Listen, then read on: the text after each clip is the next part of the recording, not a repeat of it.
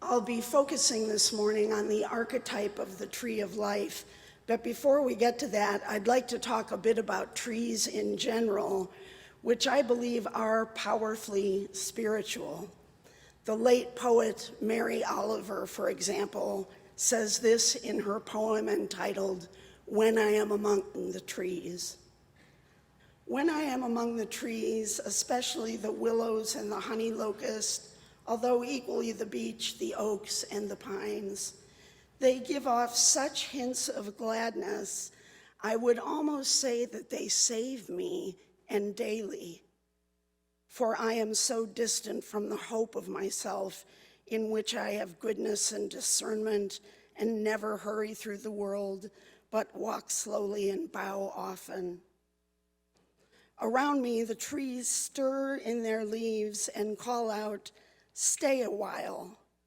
The light flows from their branches, and they call again. "It's simple," they say. And you too have come into the world to do this, to go easy, to be filled with light, and to shine. Indeed, to go easy, not to have it easy, mind you, but to go easy, to flow with life rather than resist it. The trees accept each season as it comes and bow with the wind, allowing it to prune them of dead weight so that new growth can emerge. Trees, indeed, have a great deal to teach us. In Emerson Point Preserve in Palmetto, Florida, where my husband and I lived for 10 years, there are two trees that we got to know especially well. Both are very near the fresh waters of the Manatee River, just before it meets the salty Gulf. They are both large and striking trees, and each fed us spiritually by their presence. The first is a Moreton fig with multiple roots that emerge up from the ground to create waist-high ridges. Clearly, it is very old, even its secondary trunks being a foot or more in diameter. It climbs to the sky with praise to God, sheltering all the smaller trees around it, and it is so majestic that the first time I saw it, I gasped. The storms of the last few years have vastly diminished it. The huge major right branch was lost, but what was spared by hurricanes Irma, Ian, and most recently Idalia is now regrowing. Because this tree is planted by the water, it is held on and is starting to regrow in spite of the storms that life has put it through. The writer of Psalm 1, which we heard this morning, reminds us that we must allow ourselves to be planted by fresh water, to be nourished spiritually, to let the water of God's love come up through our deepest roots. The psalmist finds this in meditating on Scripture. Some find silent meditation to be helpful. Others find singing or listening to uplifting music keeps them focused and strong in faith. Prayer is the key for some, whether traditional prayers or spontaneous expressions. For others, ecstatic experiences like dancing for the Sufi followers of Islam or Pentecostal Christians. The first lesson trees teach us is that in order for us to survive the storms and the regular ups and downs of life, we must allow God to feed our spirits. We must find the ways God can strengthen and uphold us, the ways we can grow so we will not be moved from a solid foundation when the ravages of illness or tragedy or financial reversal come to us. What is it that feeds your spirit? What is it that grounds you and helps you keep perspective? I confess to you that I have sometimes been better at regularly doing those things than at others, But in my last few years, I've made my prayer time a priority and practice it more or less daily, and it really does make a huge difference in both my quality of life and in my ability to set myself aside and to serve others. The second tree in the Palmetto Preserve is a huge oak that sits atop the temple mound of those ancient indigenous ruins. It is large and magnanimous in that you can see huge plants are climbing up its trunk and tiny ferns growing in its branches. The tree is large enough to share the water and sunshine it needs with other species growing right from it. It is a beautiful example of literally welcoming and sheltering others of God's creatures in its enormous limbs. The tree teaches us about generosity, that in God's economy of abundance, there is always enough. So it gladly shares the resources it needs with all the other plants around it. It too lost a major limb, but it also continues to grow back while giving space to its plant companions. The great sequoia trees of the West Coast also have much to teach, specifically about living in community. Did you know that their roots are very shallow? They can root in just 3 feet of earth, but at the most they root 12 to 14 feet deep, which is nothing in comparison to their tremendous height. How can a tree that was already 1,000 years old when Jesus walked the earth and that is nearly 300 feet tall and weighs 2 million pounds be held up by such shallow roots? The answer is that those roots spread out quickly and widely, and not only that, they intertwine their roots with the roots of their neighboring trees. These giants of the forest literally hold each other up from their roots. What a marvelous image of mutual interdependence. What a perfect metaphor for the church. Imagine if the human community could follow their example. The remarkably resilient sequoias also teach us about keeping going through difficult times. The trees will survive fires, as evidenced by scars on their trunks, and will also survive windstorms and rain.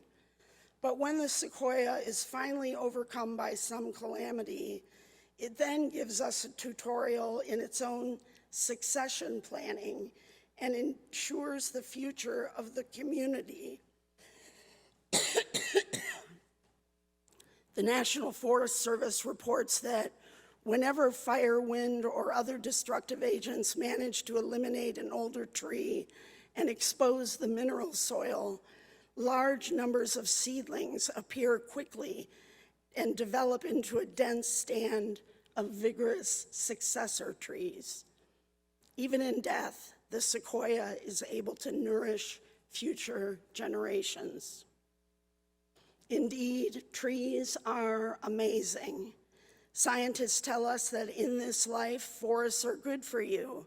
There is even a new name for spending time in the woods called forest bathing, which involves hours-long immersion in forests to drink up their oxygen and immerse oneself in their palpable healing energy. There is evidence that surgical patients recover faster if they have woodland views. Trees reduce ground-level ozone and other airborne pollutants that worsen asthma.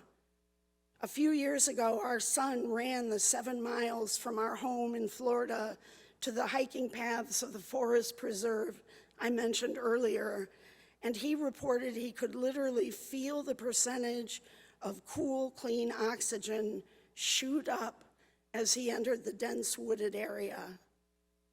Study shows that trees in urban areas improve cognitive function and promote an active lifestyle.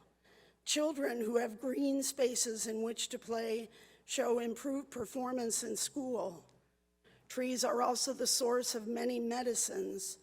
More than 120 distinct chemicals derived from them are used in a variety of human medications. The National Cancer Institute says that more than 2/3 of all cancer-fighting drugs come from rainforest growth. More discoveries are made each year. Just recently, scientists found a compound in the needles of the eastern red cedar that fights MRSA, an infection that kills thousands every year. And get this, even more recently, science has learned that trees actually communicate with one another. If one tree is attacked by a predatory pest, it sends out hormonal discharges that inform the nearby trees about the attack so that they can create a line of defense. Trees, it would seem, in their own way, talk to one another. Just how cool is that? Trees are then, as a broad entity, powerfully spiritual and enrich our lives dramatically. We could say they are full of the divine spirit, made in the image of God, just like we are. So what is their prototype? For this, I think we can turn to the idea of the tree of life, which I would propose as a literal metaphor for God. The tree of life is a fundamental and almost universal archetype in the world's mythological, religious, and philosophical traditions.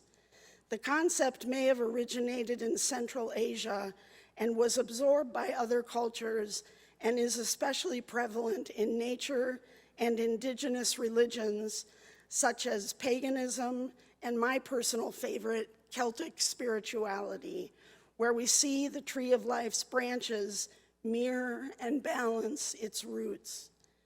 The branches reach both up and down, eventually touching the roots and creating a full circle, indicating harmony and rebirth.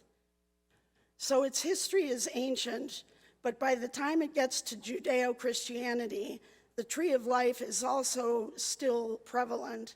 And so in our Bible, we see the stately presence of it, both at the beginning of our biblical story, in the early chapters of Genesis, and at the end, the very last book of Revelation, from which we read today. Christian history, it would seem, plays out between two gardens, two trees.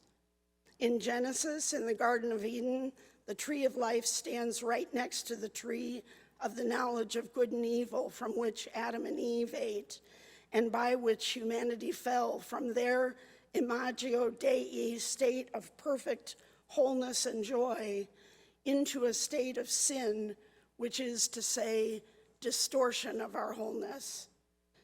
The condition of brokenness, pain, and chronic struggle. In those early chapters of Genesis, after the fall, God places a barrier in front of the tree of life, source of immortality, so that humanity cannot enter a state of immortality while in the state of sin, thus being banished to an eternity of struggle. The tree of life then goes on hiatus, or is placed on a shelf for all of human history, while the story of God's redemption plays out biblically.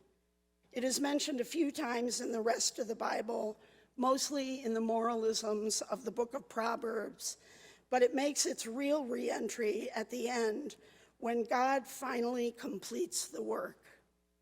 It is thus that we came to today's passage. After the comforting words of chapter 21, where we are told that on that great final day, when heaven will descend to earth, and earth will be redeemed and become heaven. How do you like that? The Bible indicates that heaven is not going to be on some cloud out there.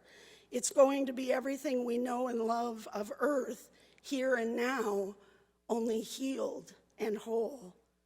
So the New Jerusalem will descend to earth, and God will wipe away every tear, and sorrow and sighing shall be no more, and there will be no more death or struggle or addiction or disease or oppression or sexism or racism.